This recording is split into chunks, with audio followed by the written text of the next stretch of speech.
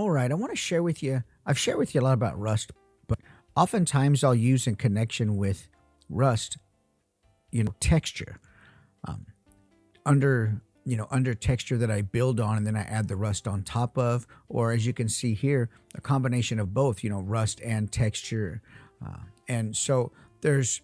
I've got water staining here. There's lots of layers to this that make it happen. It's not just you throw some rust on something and bam, there it is. You can see here there's a lot of layers and colors going on, and I want to share with you the process, the process. It's Italian, anyway, of the process and how I arrive at something like this when I begin with something like this. A few basic tools that I always go to are soft chalk pastels for pigments that I grind up in a NutriBullet, or I use also Vallejo rust pigments. Um, and some different size brushes. You want to have some wider brushes, and then you want to have some uh, brushes that are narrower, that sort of work, down in narrowness. And some rinse cups, a heat gun, isopropyl alcohol here in the spray bottle. These are things that I always use, and bits of sponge. These are tools that I always use when I do this process, whether it's rust, texture, or both things. So what I want to do here is I want to draw some emphasis to this control panel, because I know it's the front of the model and it's, what people are going to look at. I'm going to darken the edges of all this up and sort of fan and feather it out a little bit and get it dark. And without getting too far ahead of myself, later I'm going to be painting or adding pigments and texture over the top of this black. So it might seem counterproductive to add this black here and then later, add texture and pigment over the top of it. But it's not, because if you think about your colors and layers, every color you put over the top of another is affected in its, tone or darkness or vividness by the color underneath it. So when I start out with black and then I go to put, lighter colors over the top of this, it's going to change the way those appear, and it's going to add the texture or the depth, not the texture, but the depth to it.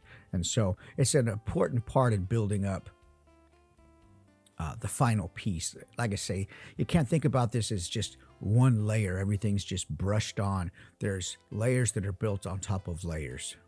And so you have to think about this that way. What I want to show you here is, so when I resin print, there's drain holes, of course, and I fill them almost all the time with JB Weld. I never did get a handle on how to print holes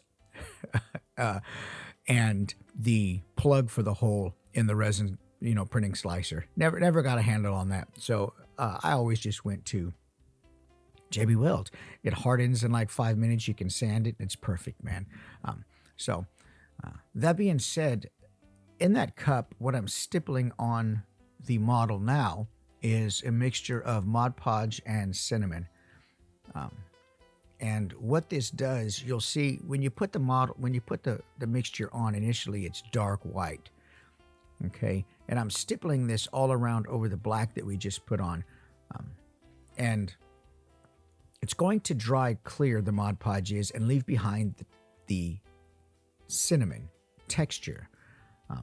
And to further fan it out a bit and blend it, I'll go through with a brush and knock it all back and sort of in a stippling motion. I'm not wiping. It's just is all stipple. It can be kind of hard to tell with the speed ramping of the video, but this is all stippling. There's no painting, because this leaves behind, if you just brush it on, the Mod Podge is going to dry in a way that it looks brushed on. So we want to stipple because we want texture, raised bits of, raised edges in there. So, and this is totally up to you how you want to do this, whatever looks good to you.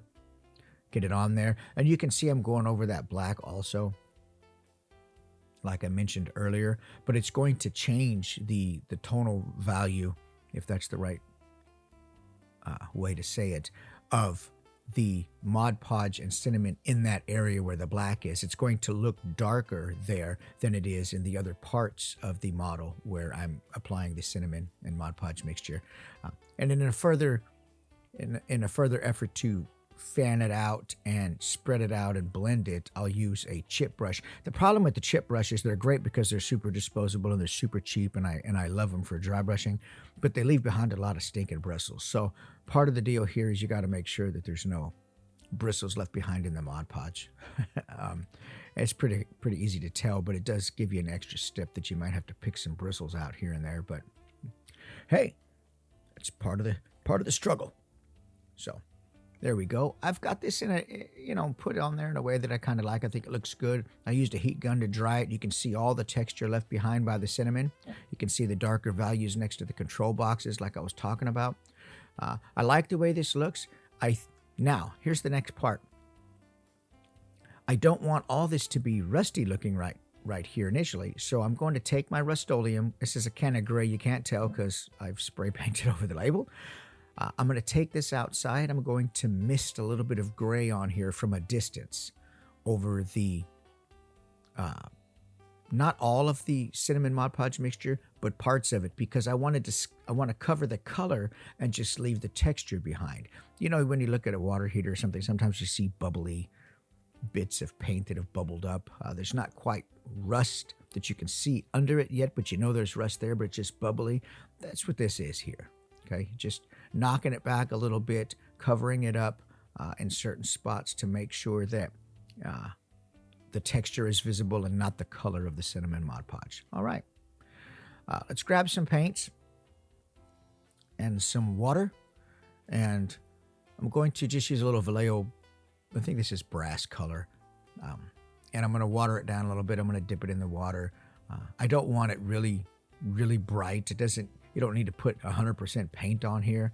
We can get away with a lot because this is going to be weathered and look old. So I don't want it to be brilliant, brass. It's going to go on that way, but I'm going to water it down a little bit, and then I'm going to put a wash over the top of that also later to dim it down and knock back the newness of the brass color.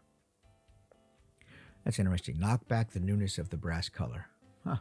Anyway, sometimes I sound smart. So hopefully you're finding some value in this. Just a quick reminder while I'm doing this, if you haven't done so, check out my Patreon. I appreciate all my Patreon members who are been with me since the beginning, and new ones and future ones. So thank you for your continued support. If you like free files like this water tank and you like to print stuff, then check out my Patreon. If you like to just learn techniques like this, check out my Patreon. Photography and all kinds of cool little stuff on there that I try to keep updated, throughout the month. Got a little Vallejo silver right here. Knock it back with the water. I don't want it really super brilliant, but it's okay if it's a little watery and you can see the gray underneath it. And I use a heat gun because it saves a lot of time, but also later when I start spraying isopropyl alcohol on here, I want it to dry quickly.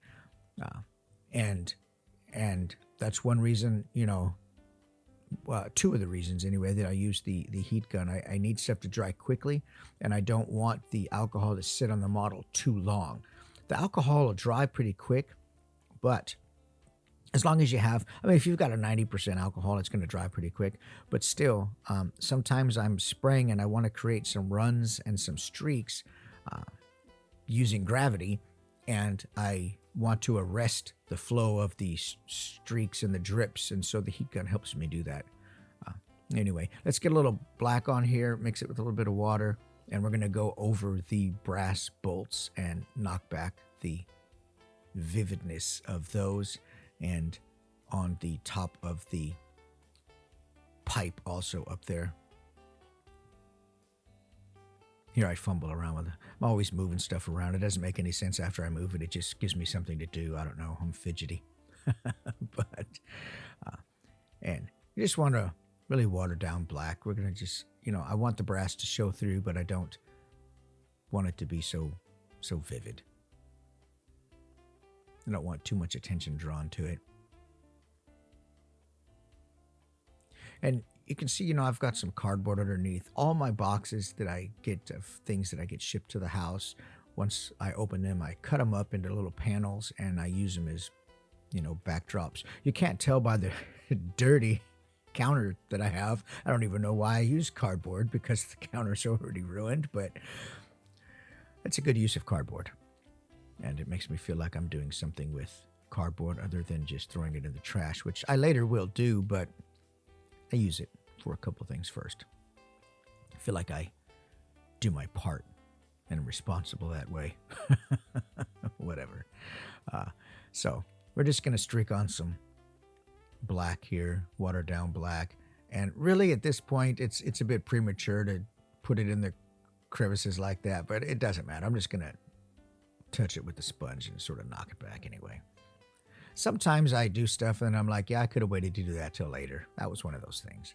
So here we've got some Vallejo pigments. Now this is where it starts getting, I don't want to say it starts getting fun because the whole process is fun.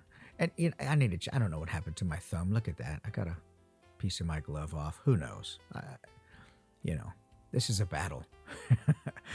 So, okay, what we're going to do is we're going to start with our next darkest after the black that was laid down. We're going to start with adding our rust colors, okay? We're going to put it on there, then I'm going to spray this with isopropyl, then I'm going to get the heat gun on it and let it dry. One thing you want to do is you don't want to turn this upside down or sideways while you've got the alcohol on there because you're going to get these runs and streaks in directions that you don't want. Okay, so now that I've got that basic old rust color laid on there over the top of the black in a way that I think looks pretty good, I'm going to start going with my next lighter color. We went from dark, we went to a black to a nice heavy sort of oxidized dark orange rust. Now we're going to go to a nice lighter rust with a smaller brush and work inside the area that has the dark oxidized sort of orange rust. And we're going to blend this and feather it down a little bit with a chip brush. And the whole time, man, I'm using isopropyl. That's an isopropyl wash right there. Don't try to set these pigments with water. It's not going to work. Vallejo does have a pigment fluid you can use for the pigments, but I find isopropyl works fantastic for me. I spray it on, I brush it on, rinse my 3D, resin printed 3D props in it. I use a lot of isopropyl. So here we're just working and getting some of these little streaks and things, the beginning of some of them set up and, placed where I want them and covering things and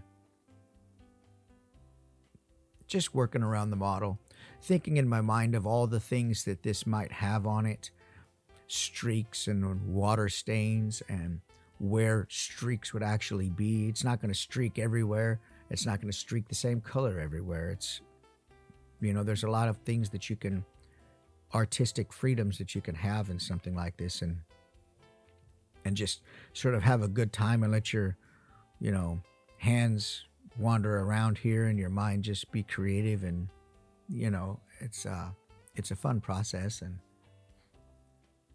that's kind of what I'm doing here. And I've done these tanks. This is a pretty popular tank I sell. I've done them enough to know, what I'm after anyway. And not all of them are exactly the same, obviously, because they're, done by hand. But, sometimes I might streak it here. I might not streak it there. I might use a different color. And so there's some variables, Here we go. Now we're going to make some streaks. Going to let gravity do the work. I'm going to spray from the top. Now, here's the thing. Sometimes I'll spray close with a full spray, a nice mist. Sometimes I'll spray far away and just let it mist down. Sometimes I'll spray really close and I'll barely pull the trigger back so little blobbles of alcohol come out. All those different spray methods produce a different effect with the pigment. So that's important to note. I don't always spray the same type of spray. Here I'm using a heat gun. I'm putting my hand behind it because I don't want to blow everything over on the counter, but also because if it's too hot for my hand, then it's too hot for the model. Back the the heat gun up and don't ruin your model. So see what we're after here? Look at this. I've got one wild streak kind of going down the side at an angle there, but we'll fix that. But the other streaks are looking fantastic, okay? And we're just building these things up, building these layers up. Here we're gonna see how I just dribble it out. It's not a full spray, and that's because I want a really controlled local bit of alcohol on there, creating an effect. I'm gonna blend these streaks down and make them look a little bit more realistic, not so, I don't know what the word is, but see, I'm blending them to make them look a little bit more feathered down into the model, a little bit more realistic. To my eye, anyway. I mean, I'm not, this is, totally up to you, but hopefully you can see the process so far and see, how this is all building on itself. It's, looking pretty good from a spray painted gray model, man. I mean, and some alcohol and some, it's a pretty creative process. It's pretty fun. Gives you a new way to use cinnamon too. And you can lay your texture down like that and then just spray paint over the top of it or airbrush over the top of it. And it just creates a lot of texture in a model. You can make concrete like this.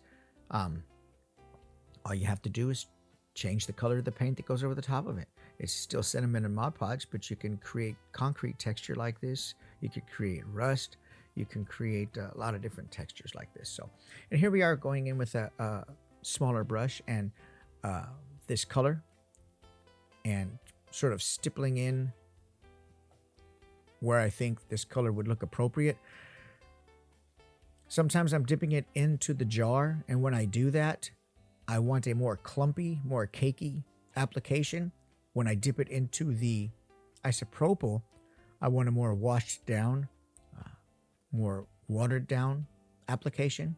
So here you could see the spray method that I used. It was a really sort of quarter of a squeeze, blobby. The water or the alcohol just dribbled out of the nozzle onto the model. That's an important spray method. It changes the way, it changes how the pigment behaves and how it sets on the model. So you don't always need a full spray blast. The proximity, sort of like if you airbrush, the closer you are, the further you pull the trigger back, it comes out differently and it behaves differently on the, airbrushed piece. And so it's sort of the same principle here, if that makes sense. Just a real quick reminder too, if you haven't done so, like and subscribe to my YouTube channel. I know I've abused it a little bit lately and not put too many videos up. I've been pretty busy with stuff, but,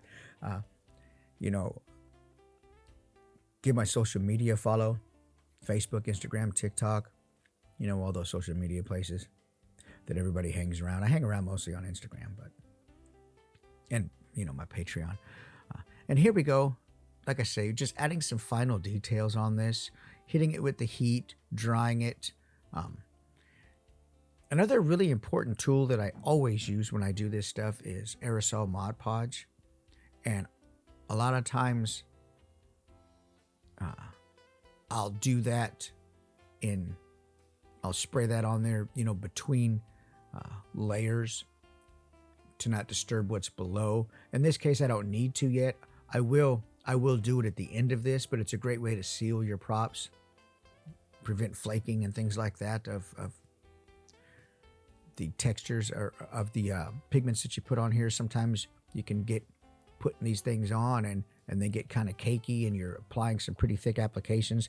And the end result is, if you don't spray seal this stuff or seal it somehow, whether it's brushed on Mod Podge, which I don't recommend for this application, I recommend aerosol, but then you can get bits that chip off and flake off and stain your hands, things like that. So always spray seal these.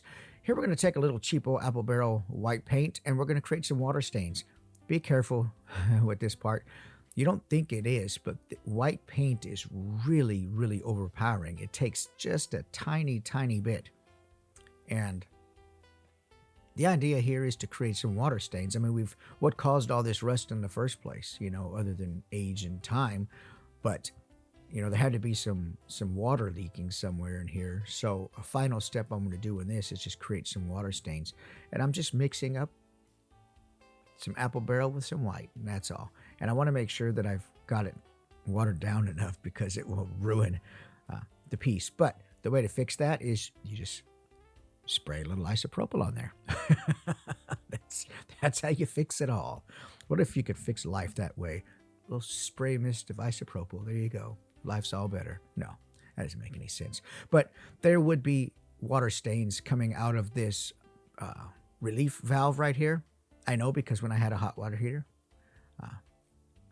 and I switched to tankless in my house, but I had a hot water heater and there would be stains right there. So, experience. And it's a little bit thick right here. It's a little bit heavy, and that's okay. It's watered down enough. It's not going to dry too quick.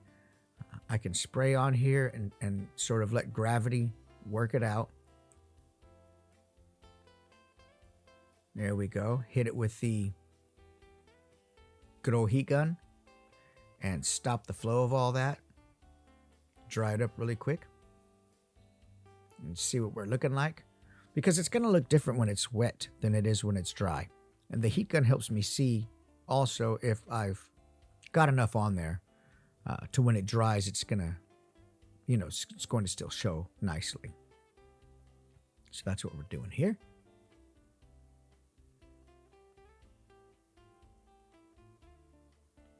And I usually do this stuff when my wife is asleep in the room. I usually do this stuff at like 3 in the morning in my other room. So I run the heat guns, I run the airbrush, I run the printers. I got all this stuff going in my room, and she's in there sound asleep. Poor girl, she deals with me. I think there's a little bit more white that needs to be added here, so we do. And I want to create some drips, so I add it on the edge, and then I sort of let it run down the side a little bit. Sort of let gravity pull the water down. And then I'll blend it back with another little spray. There you go. Little dab. Remember that commercial for sour cream? Little dollop of daisy. You just need a little dollop of isopropyl. There you go. And I mean, we're to the end of this, This is just final touches. At the end of this, I'll spray seal it with an aerosol Mod Podge and ship it to the customer. These are great tanks, great models. If you want this file, check out my Patreon. It's on there. You can download it for free. If you don't like printing your own stuff and you want to buy this model, you want to buy this painted prop, check out my Etsy or my website, insightfulimagery.com. But look, we got some beautiful water stains and stuff on here. Another trick that I did at the end, I didn't show you this, but if I feel that it's too much, then I'll go back and I'll take it outside and I'll lightly mist from a distance the gray Rust-Oleum spray paint back on there, and I'll just let it dust on there from a distance and sort of knock it back a little bit in certain areas. Then I'll take washes with a sponge and I'll stipple watered down blue or watered down black just to give some contrast in the overall tank itself of color, contrast of color in the tank itself. Appreciate you watching. Like and subscribe. Take care, folks.